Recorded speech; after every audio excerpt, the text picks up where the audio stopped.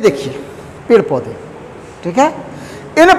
ये पौधा है, इस पौधे में सबसे आकर्षित भाग कौन सा है? ये इंट्रोडक्शन स्किल की, जिसे हम प्रस्तावना कौशल कहते हैं। प्रस्तावना कौशल का सबसे बड़ा इंपॉर्टेंस क्या है कि नवीन ज्ञान को पूर्व ज्ञान से जोड़ने का। आपने जो भी पढ़ा है इसके क्लास के पहले, आज से पहले जो भी पढ़ा वो सब क्या है? पूर्व ज्ञान। अब जो ग्रहण करेंगे वर्तमान में वो क्या है? नवीन। दोनों को जोड़ेंगे, फेविकोल का काम करेगा। वो क्या करता है? Introduction skill. नवीन ज्ञान पूर्व ज्ञान को जोड़ने का काम करेगा, ठीक है, मैंने बताई, ठीक है। ये फेविकोल पूर्व ज्ञान नवीन ज्ञान को जोड़ने वाला, ये यही है, ठीक है। प्रस्तावना प्रश्न में आपसे पहले, आपकी कक्षा से पहले कोई टीचर पढ़ा के गया था तो वो श्याम पर डस्टर से तो मिटा देगा, डस्टर से ऐसे करके मिटा देगा। श्याम आपकी दिमाग से कैसे मिटाएगा? प्रश्न पूछेगा। तो प्रश्न पूछने से क्या होगा? आपका ध्यान, वो जो पुरानी चीज थी वो विस्मृति में चली जाएगी और आपके दिमाग में अब आएगी माइक्रो टीचिंग, केवल माइक्रो टीचिंग रहेगी दिमाग ध्यान में। अब आएगा इंट्रोडक्शन स्किल, ठीक है। तो इंट्रोडक्शन स्किल की मैंने दो भूमिका आपको बता दी कि पूर्व कालांश में पढ़ाई की वस्तु को गायब करने के लिए, आपके दिमाग को विस्मृति ले जाने के लिए, और नवीन ज्ञान को प्रवेश दिलाने के लिए, और आपका पूर्व ज्ञान से नवीन ज्ञान को जोड़ना, ये यूज है इसका।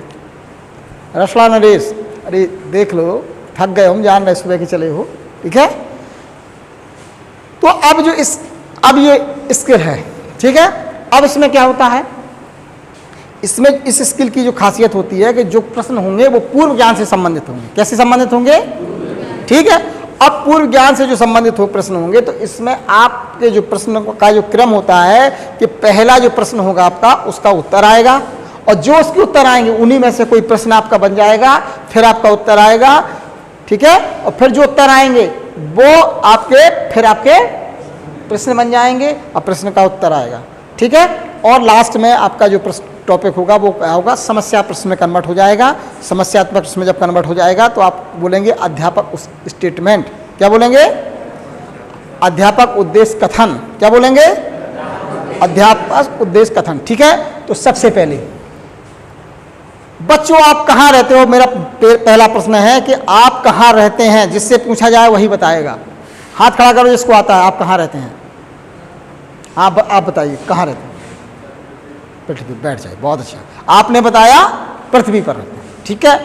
पृथ्वी पर आप क्या किन किन चीजों को देखते हैं? जिससे पूछा जाए हाथ खड़ा करिए, उससे वही बताएगा। बताओ, तुम बताओ रश्मि, क्या क्या चीजें देखती है पृथ्वी?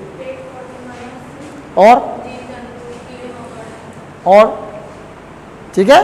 तो इन्होंने बताया पेड़ पौधे। बैठ जाओ।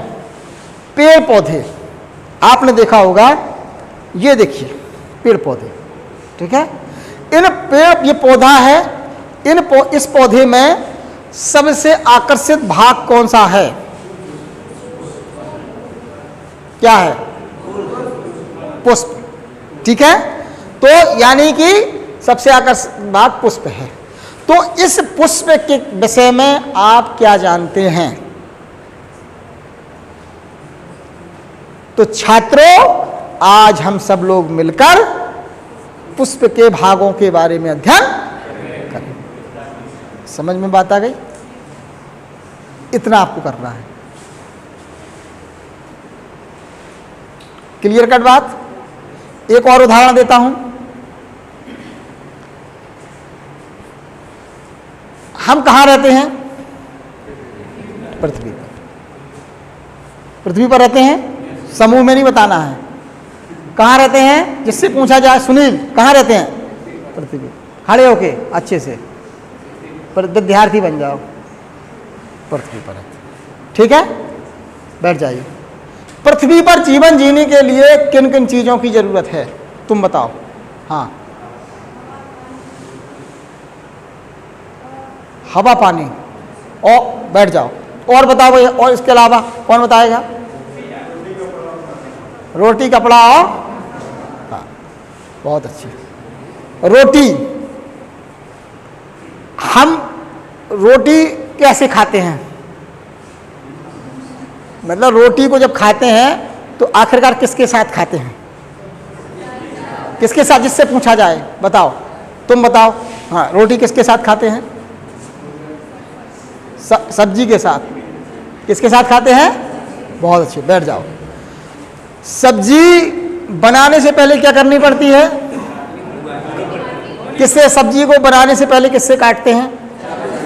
चाकू से।